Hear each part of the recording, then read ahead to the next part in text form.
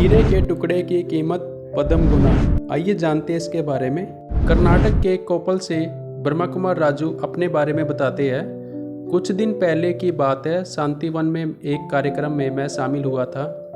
खाना खाने के बाद अपनी प्लेट रखने के लिए जा रहा था, तभी मैंने देखा कि वहाँ दो बहनें एक प्लेट में फेंकी गई जूठन के बारे में चर्चा कर रही थी। वे कह रही थी कि उतना ही भोजन लेना चाहिए जितने की ज़रूरत है। मैं उन्हें देख करके मुस्कुराया। फिर वे मुझे भी बताने लगे कि हमारी चर्चा का विषय है भोजन जूठा नहीं छोड़ना चाहिए, और इसमें वे मेरी भी सहमति चाहती थी। उनकी बातें सुनकर के मुझे मेरी की हुई एक गलती याद आ गई। प्लेट रखकर हाथ धुलाई करके मैं झूले में बैठ गया। मेरे मन में मेरी की हुई गलती घूमने लगी। गलती यह थी कि एक बार मैंने भंडारे में एक खीरा खाने के लिए लिया। उसका 3 हिस्सा तो खा लिया, लेकिन एक हिस्सा बच गया। मैंने उसे कचरे में फेंक दिया। खीरा लेते समय तो लग रहा था कि मैं सारा खा लूँगा, लेकिन जब खाने लगा तो खा नहीं सका और छोड़ने के लिए मजबूर हो गया। तभी मुझे प्यारे शिव बाबा की मुरली का एक महावाक्य याद आया कि बाबा के भंडारे में या बाबा के घर में कोई भी कुछ भी जमा करता है तो बाबा उसका पद्म गुना फल देता है।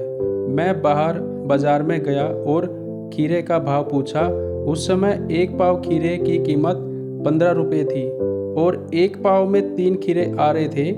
मैंने एक खीरे का चौथा हिस्सा फेंक दिया, जिसकी उस समय कीमत लगभग 1.25 रुपये थी।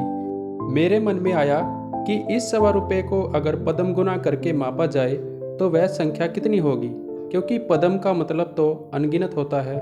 इस प्रकार मुझे लगा कि मैंने बाबा के यज्ञ से पद्म गुना खर्च कर दिया। मैंने जो खाया उसका हिसाब नहीं देखना, क्योंकि वह तो बाबा के घर के बच्चे ने ही खाया, लेकिन जो कचरे में डाला उसका पद्म गुना हिसाब तो मुझे देना ही पड़ेगा। इसी बात को हम दूसरे तरीके से भी समझ सकते हैं। बाबा कहते हैं कि गरीब का 1 रुपया और साहूकार के 5,000 रुपये बराबर है।